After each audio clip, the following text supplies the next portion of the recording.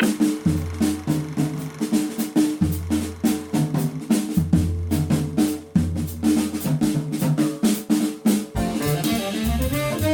one, welcome all. Thank you for tuning in to Cedarly Radio, your guide to films playing at the Art House for the week of January 17th to January 23rd. I'm your host, Aaron Spears. And I'm Dave Huffman. On this week's episode, we're going to be talking mostly about the Oscar nominations.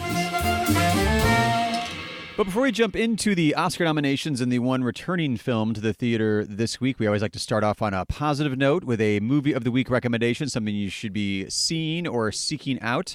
Dave, what is your movie of the week this week? No, remember we were starting with you. Oh, that's right. I get to go first this time. Okay, so I'm going to start off with a movie that got no attention, that is definitely in the snub category, and I'm a little salty about it because I just watched it a couple days ago, and that is Dolemite Is My Name. Excellent movie. It is an excellent movie. It was so much fun. And okay, so I was born in '77, so I was not around when Eddie Murphy hit the comedy scene.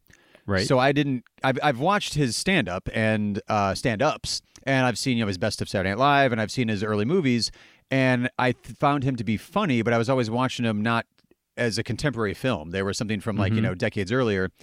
And so none of it really grabbed me where I was an Eddie Murphy fan. I grew up mostly with Eddie Murphy doing terrible family friendly-ish comedies. And I just never felt what is the big deal with Eddie Murphy? Where's the comedy genius of Eddie where Murphy is it that at? Everyone talks about? Oh, but watching him at Dolemite, I was like, oh my God, I think this clicked for the first time. I was like, oh, I get why people are Eddie Murphy fans. He is phenomenal in that movie. And I can't believe he's getting no love. No, he got no love. I think, honestly, what hurt it is I do think the Netflix factor definitely hurt that film because they were putting more of their focus on a lot of their other films that had more Academy potential. So Irishman. They were much stronger. Yeah, like Irishman, Marriage Story, right? Two Popes, the kind of more traditional Oscar-y bait kind of movies. Right. Or a different pedigree as opposed to the very well-reviewed and extremely entertaining movie about, a forgotten entertainer of yesteryear. So it just didn't quite have the same momentum from an Academy standpoint. But I love that movie, and I was really surprised that it didn't get at least a costume nomination. I think that's a sin. Oh, absolutely. We're going to do a bit more when we get to the Academy Awards discussion, but Netflix leads the pack this year in nominations. Yeah. So I don't know. I'd be curious for a little bit, somebody on the inside of Netflix to let us know why there was no support going into Dolemite, because they put it in theaters to qualify and everything. So They sure did. I don't know at what point they were just oh, let's not worry about that movie. Yeah, I think whenever Eddie Murphy wasn't making some of the other cuts on, critics awards list, and he did get a Golden Globe nomination, right? But the film did not get a Golden Globe nomination for musical or comedy feature, did it? I can't even remember now. I've already forgotten all the. I'm not sure, but there is something there to that momentum. So far away. Yeah. There definitely is, because people talk about the buzzy movie that people talk about right now. That's why there's buzz. Right. And to that point, my movie of the week this week is the most buzzy movie out right now, which is 1917. I had seen it before its release, and then I went and saw it again in the theater opening night when we were showing it. And that movie is just a fantastic cinematic experience. So I would really encourage anybody to check it out in the theater, and don't wait to watch it at home. Definitely see that one in the theater. And I think that there's a reason why it, was one of the most nominated movies at the awards when those came out today. So I'm not surprised at all that it got 10 nominations, because it deserves certainly all of those. Well, we'll get to that in a second too, with the like you were saying, how they didn't get an editing nomination for 1917. Right. When you're kind of doing a disguised one-take wonder of a movie, exactly. Maybe you should, maybe you should. I don't know. We'll get to that. I don't know. But yeah. Well, no, we can start talking about it now. Why not? We're sure. Let's just go right into it. So the one thing I will say, I was a little surprised that it got a screenplay nomination, because certainly 1917 doesn't strike you as a script per se. It really is just more about the cinematography and the technical aspects of the filmmaking. So its screenplay nomination is a little surprising, I would say.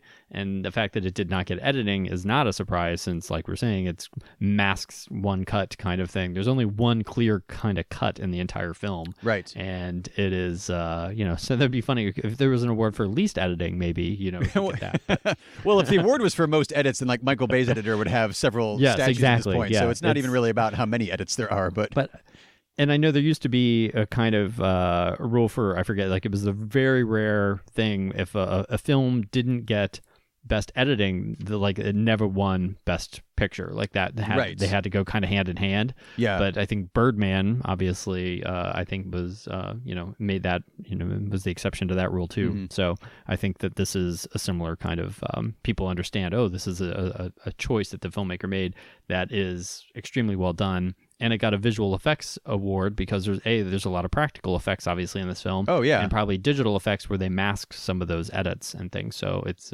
really an impressive achievement. Have you gotten to see it yet, Aaron? I did. Yeah, I went to see it this past weekend.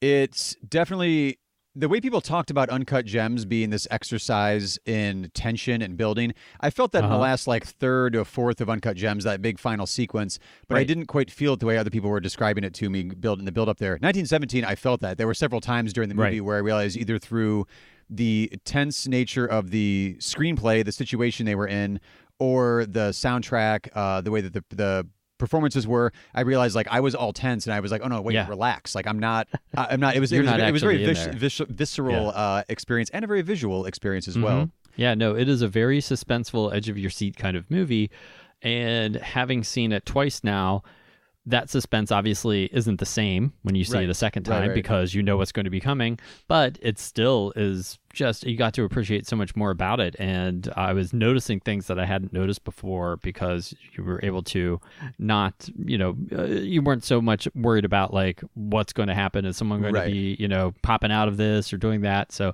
I don't want to talk too much about it because then that ruins other people's suspense, but it's a great film. There was one scene in particular that I'm not going to say which scene it is, but as far as the exercise in tension goes, I was comparing it to, with the buddy that I saw it with, the scene in Inglourious Basterds where they're with Michael Fassbender in that kind of underground bar. Right. That's an exercise in tension, and you're building the layers of suspense, but it's edited. Whereas in 1917, it's almost like stage theater level tense because there's no cuts coming, so you don't have I jumped a few times in 1917 as well when the sound of bullets pinging off metal out of nowhere makes you jump. It's a true jump scare, but not in the cheap sense of it.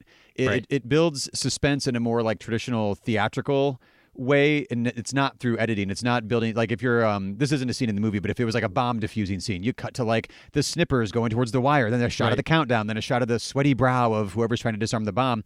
It's not that style of tension in 1917. It's all very communicated through the actors, the way they're performing it, but then also it's just sort of the out of nowhere nature of some of the action, and then how the characters kind of roll with it and deal with it, that just you don't get a chance to relax, because also as soon as one thing is done, there's still this giant task ahead of you, and it's just on to the next thing. There's no time to process really and appreciate what's going on. There's no way to, you don't get to catch your breath at all. Right.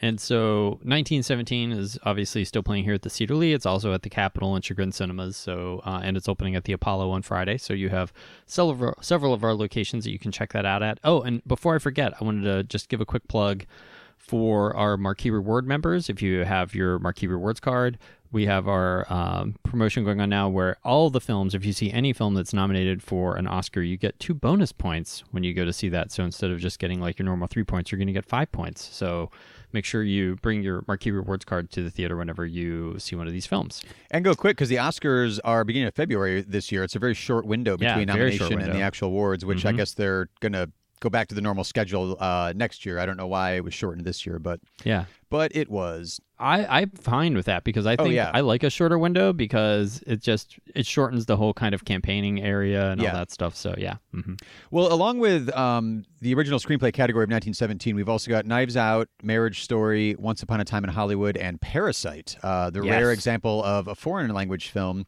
getting a screenplay nomination. Do you have any predictions in that particular category?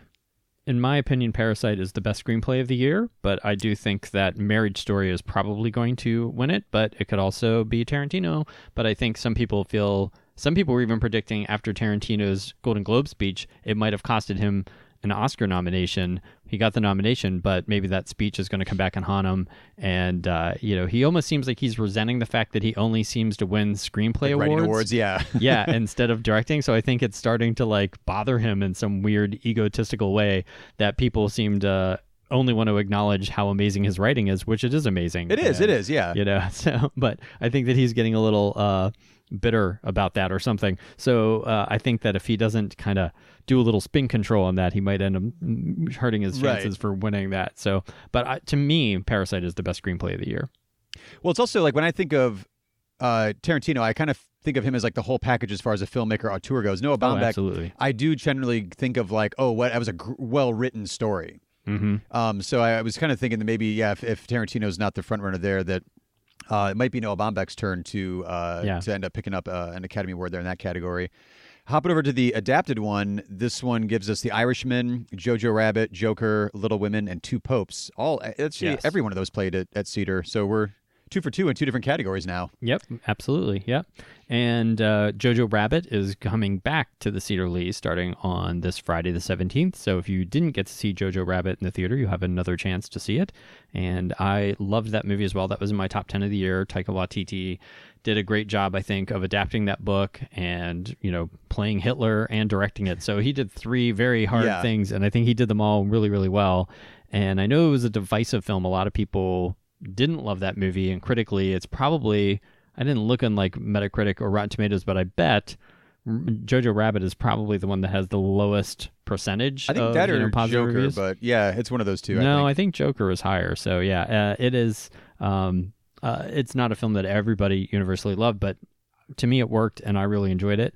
And obviously a lot of members of the Academy did too, because I think it got 6 nominations. Yeah, so Jojo Rabbit got Picture, Supporting Actress, Adapted Screenplay, Production Design, Film Editing, and Costume Design, all of which it certainly deserves.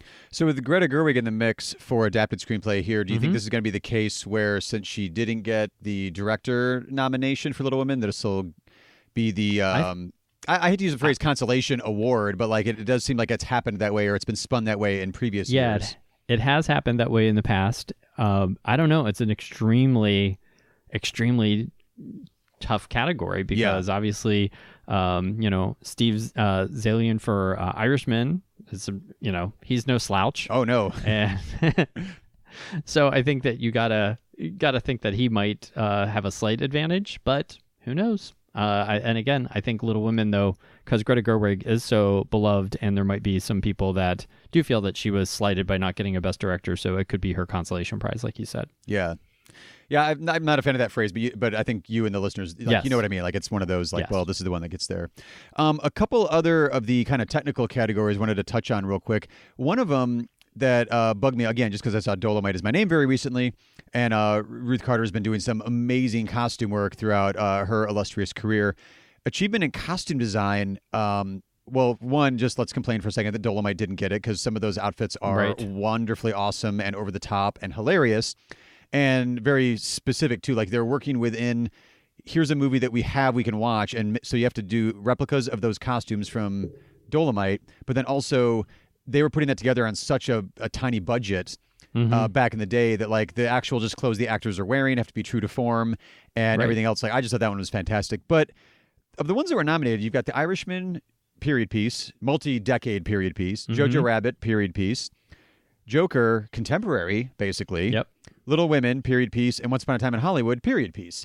Yeah, there's Joker only one stood contemporary out there film. as like, the contemporary ones don't usually get that kind of love in the costume design category that I'm aware of. It's usually like the period pieces, like showing off, look what we did. Yeah, and there's not really showy kind of things in the Joker, so that's a little bit of a surprise that it got nominated. But I feel like, and I know in the actual Costumers Guild Awards, there's different categories for, science fiction and drama and all this and period. They break it up in the Oscars. Everyone's just kind of fighting for one award.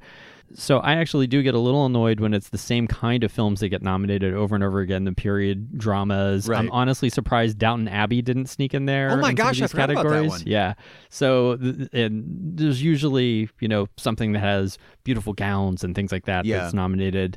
But even a film like Aladdin, like the live action adaptation of Aladdin, which the costumes in that are extremely complex and elaborate, and there's like a jillion of them. Right. But I think that probably wasn't considered because they're also really garish, intentionally so. But you know what I mean? They're not pretty, and a lot of times they're just a little over the top. But I personally would always like to see more, kind of science fiction things. Like whenever 12 Monkeys years ago got a Best Costume nomination, I was so excited about that just because it was something different. Yeah. And the fact that Joker sneaks in there, I can't sit here and think like, oh, I see exactly why that got it. But I'm glad it did, just because at least it's not the exact same Downton Abbey kind of costumes getting nominated. So, well, I wonder if that might be one of those harbingers, like you mentioned earlier, that there's like this rubric that if you get a best film editing and best director along with a best picture nominee, that's usually the sign, because it's very rare to win without those. And of the ones that are nominated right now, only Irishman, Joker, and Parasite have checked all those boxes. So in that rare to not win, best picture without getting these other ones in there too, maybe that does tip the hand a little bit, that like, oh no, people really are on board with Joker, and they're really paying attention to the level where even costumes are getting a nomination. Yeah, I mean, Joker led the nominations. It had 11, so it had the most. And really? They all, I didn't see like 11. The tally of who got the most. Yeah. Oh wow. So Joker led the nominations with 11, and it's another kind of harbinger of those issues. Or who's going to win Best Picture. They also say if your film doesn't have any acting nominations, that hurts you, because the largest voting block is actors in the Academy. So the fact that Parasite didn't get any acting nominations kind of puts it at a disadvantage. But then when you look, everybody, that's the movie still within Hollywood everyone seems to love and want to talk about. Right. But it has that same disadvantage that other foreign language films, I think there's only been 6 that have been nominated for Best Picture and Best Foreign Language Film, but now of course that's called Best International Feature Film. And where they don't win Best Picture because everyone's like, well, I can vote for it here, so Parasite has that disadvantage because people can still name it one of the best films of the year in a different category. Right. Actually, I do have that stat. I looked it up. It's the 12th non-English language film to be nominated for Best Picture, but it's the 6th Best Picture / Best Foreign Film combo. Okay. All the other 5 won Best Foreign Language Film. They didn't win, obviously, Best Picture, including Roma and Green Book last year. Yeah, because everybody thinks they can just vote for it in another category, which I can understand that logic if you want to spread your love around. Sure. But if you're just voting, again, I think Parasite is by far clearly the best movie of the year. Well, then, I mean, that's a good hop over to the international. Well, they've also rebranded it to its Best International Feature Film of the Year nominees. So you do have Parasite, Pain and Glory, also played it at Cedar. Les Miserables, not that Les Miserables, Les Miserables. New one. Yes, opening soon here at Cedar. Honeyland, which did play at Cedar, and Corpus Christi, hopefully sometime soon. So there's a lot of love for Pain and Glory, including Banderas getting Best Picture nomination. Right. And best actor. For Best Actor, yeah. And Honeyland is that rare case where we even talked it up on this show when it opened at Cedar a little month ago or a couple months ago, whenever longer that was. than that, yeah. It was back in the that if you want to see it now, because this movie didn't seem like one of those that was going to stick around for too long, but it had all the critical raves going for it. It's from North Macedonia, and it's the first movie to get this distinction. It's nominated for Best International Feature Film and also Best Documentary Feature of the Year. So foreign language film that is now in 2 different categories. Yeah. So that one, unfortunately, people are just going to have to catch streaming, I guess, at this point. So do you think it's going to end up being Parasite there? Do you think Pain and Glory? Yeah, I think it's most likely going to be. No, I think it's probably Parasite. Yeah. And I love Pain and Glory as well, but Parasite is sort of the clear thing, and it might end up being the only award that Parasite wins that night, which I think will be sad, but we'll have to see. The next several weeks will determine a lot of things as things shift around. That is true. And there's just always some surprises but I think the biggest surprises of the nominations today weren't so much necessarily what was nominated, but some of the things that got left out. Of course, everybody's been talking about Jennifer Lopez not getting her nomination. Right. That was extremely expected. Aside from she didn't get a BAFTA nomination, but otherwise she's been sort of like all the other things that would lead you to think that she was getting a nomination today were there. Yeah. And Taron Egerton, another one that I think was expected to get in. Rocketman, that's right, because he just won, didn't he? Yeah, he just won for the Golden Globes, and he's been, he got a SAG nomination. So the fact that he didn't, but Jonathan Pryce snuck in there and Antonio Banderas, both of those were kind of, in my mind, I would have put both of them as probably fighting for that 5th and 6th spot and would have thought Taron Egerton was safe. And kind of a lock. To be the other way. Yeah. Well, even too with Rocket Man, you've got a natural, I would have guessed natural hair and makeup, costume design. Yeah. I think all it got was the song nominee, all it right? got was song. Yep. So only the song nomination for Elton John. And well, as long as we're doing a little bit of snubs here right now. Also, I think we both saw it coming, but no love for Elizabeth Moss and Her Smell, unfortunately. No, yeah. That would have been the biggest surprise in Academy history if she would have gotten a nomination. But yeah, but it's the same thing. Like, I think our favorite performance last year by a female lead Toni was Collette. Toni Collette. Yeah. She didn't get nominated either. So maybe you and I, maybe us loving something is a bad sign for their careers. Oh, no. Well, I'm not in love with the preview for Elizabeth Moss's new movie, so maybe that'll help. All right. But then also, we didn't see Lupita Nyong'o for Us, her performance in Us, and also no love at all for The Farewell, which seemed like that was not like a shoo-in, but it seemed like a really strong word of mouth and good buzz, and everybody that saw it really loved that movie. Yeah, it was kind of expected to hit that 5th spot for things like screenplay and actress potentially, and maybe even supporting actress, but it didn't end up getting any love. Sad but true. And most of the headlines I saw as I was doing quick scans of opinion pieces today was Uncut Gems was kind of the headline of like Adam Sandler was robbed, and I was like, I wasn't really feeling it for that one, but yeah, I'm not at all surprised. I mean, people that are saying that are just probably people that were believing the early pre-release buzz of it, because once the movie came out, and it's been a hit, and he has gotten great reviews, and he got an Independent Spirit Award nomination, but and one other big critics award, I think, but there wasn't that kind of momentum for the movie, and I do think that most people just don't like that film very much, so that hurts it. If people have to come away having such an unlikable character in a movie that people weren't passionate about, that's not going to carry you to much Oscar love. So it was one of those that felt like surprised at all. It fell in the category of, it's a critic's darling and critics love it. And I'm not saying it's a bad movie. It just didn't hit me the way I was hoping it was going to hit me. Right. But yeah, if you look at, I think we were texting about the audience score on Rotten Tomatoes for Uncut Gems. Like, I think it was matching, was it like Cats or something? Matching at one point? Cats, yeah. Uncut Gems and Cats had the same audience response, so they both had C+ audience exit polls. So that tells you something. Yeah. And I think the film, when you talk about that another movie that you and I both loved that also barely got any love today was The Lighthouse. And that only got a cinematography award. Yeah. But weirdly, it didn't get... And it got nominated in the Cinematographers Guild, but not for their main award. It got like a spotlight prize, I think is what they call it. Okay. So they have like 2 different levels of. It wasn't nominated for their top prize in the Cinematographers Guild, but it is nominated for an Oscar. So I'm happy that it snuck in there because that was a surprise. Yeah. Anything you want to discuss in the main? I guess it's always unfairly, in my opinion, awarded as like the main 4 categories, the main acting performances. A lot of them were featured at Cedar Lee this year. I saw some people surprised that Cynthia Erivo from Harriet was in there, but the audiences at Cedar, we mentioned it on our Best of 19 episode, it was one of the top attended movies of the year. There was some serious love for that here in Cleveland, so that didn't seem too surprising to me. Scarlett Johansson getting 2 nominations was a little surprising to me. Yeah, she got 2 as a surprise, and I'm sure that's why Jennifer Lopez probably has a hit out on her right now. But no, I think all the films, all the performances that are nominated this year are films that played at the Cedar Lee. So we played every one of those. And if you didn't take a chance to see Two Popes in the theater whenever we had it for, I think, just a week, I think we only played it for 1 week before it started streaming on Netflix. You can still catch that one on Netflix, but in Pain and Glory, I'm not sure if that's. I don't think it's available yet. No. Yeah, I don't think it's available yet. And as of right now, I don't know that we're bringing that one back. But stranger things have happened. It's a kind of a crowded time because the films that are playing right now are playing really, really well. Right. And so those were holding on to those. Plus, we're opening up.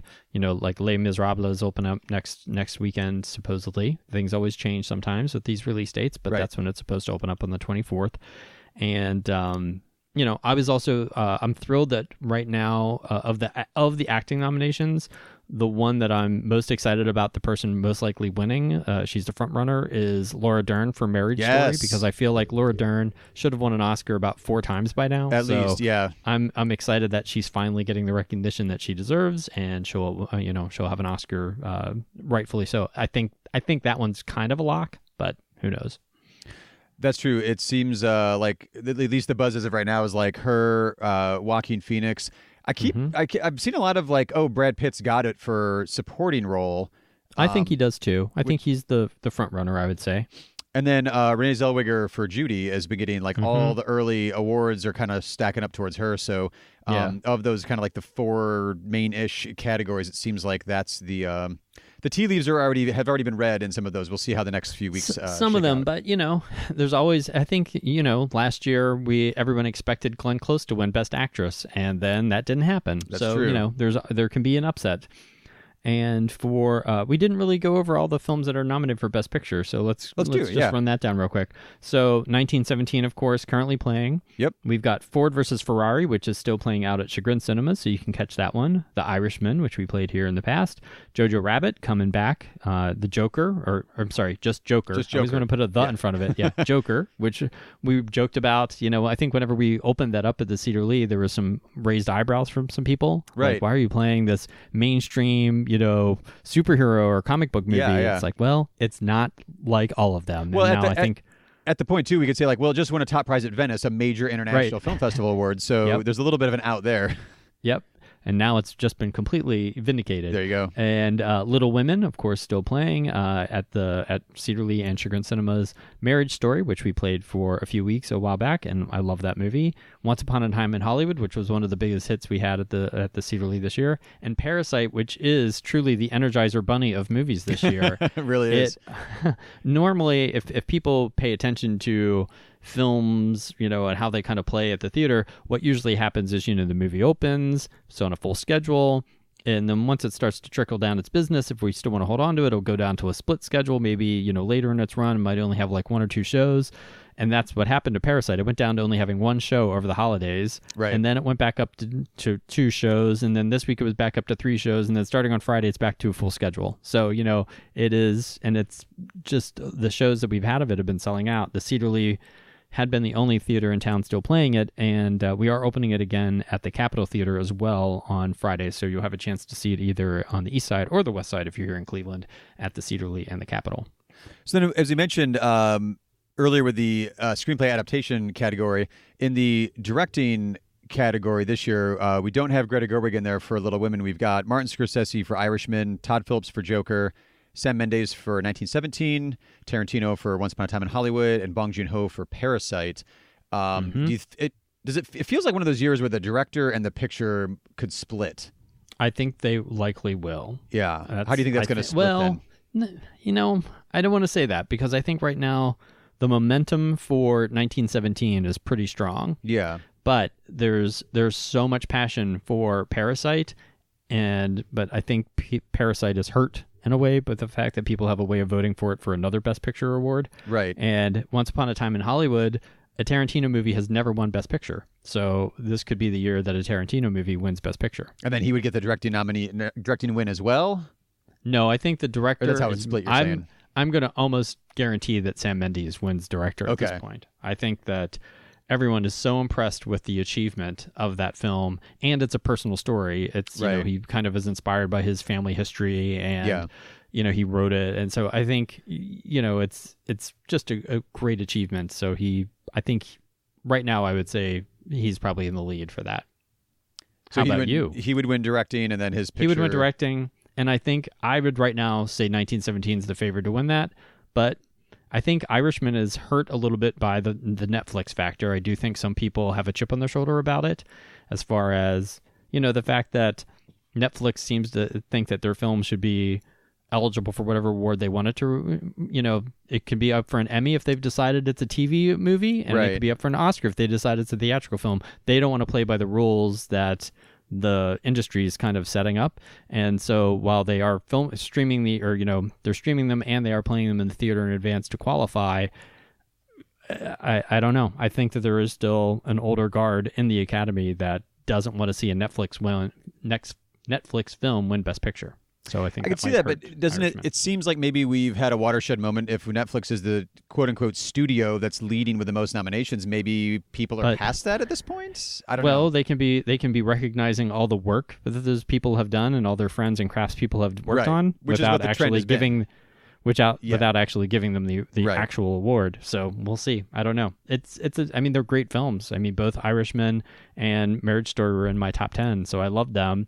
I was less crazy about Two Popes. I think it's a good movie, and I'm glad that they're both nominated for the performances. I love Jonathan Pryce, so it's nice to see him finally nominated for something. But the movie itself, I just thought was, well, it's good, but I didn't think it was exceptional. Right. Well, we'll have to, put out our Oscar predictions a little bit closer to the actual date of the Oscars once we've seen how the ad campaigns go and how the marketing and public sentiment kind of leans one way or another. I know it is one of those years, though, where, just to put on my little conspiratorial hat for a moment, it is a broadcast show that's produced, even though it's essentially the Hollywood Employee of the Year Awards show. It's put on and needs an audience, and there is that whole, they keep track of how many people are watching the awards. And other years when there's more, art house influence on, although like we said, most of these played at the art house this year, they're also wildly financially successful films. Like Joker's got $1 billion worldwide behind it. Right. These are movies, and everybody that sees Parasite, I've yet to find somebody who watches Parasite that isn't a champion for that film as soon as they're done watching it.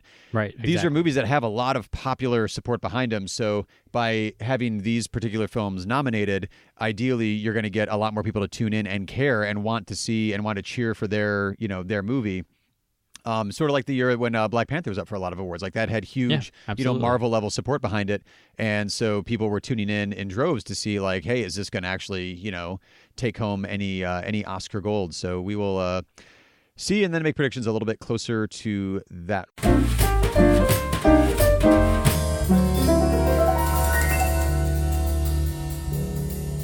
Well, before we sign off for this week, we do want to let you know a couple of special events that are coming up this week. If you can fit in some special events with all of your Oscar catch-up watching, we do have some options for you this week at the theater. First, we've got another showing of the National Theater Live presents All My Sons. That is going to be Sunday, January 19th at 11 a.m., and that is, of course, starring Sally Field and Bill Pullman. We also have Fathom Events presenting An American in Paris, one of the great Hollywood musicals ever made. It's part of the TCM Classics on the Big Screen series.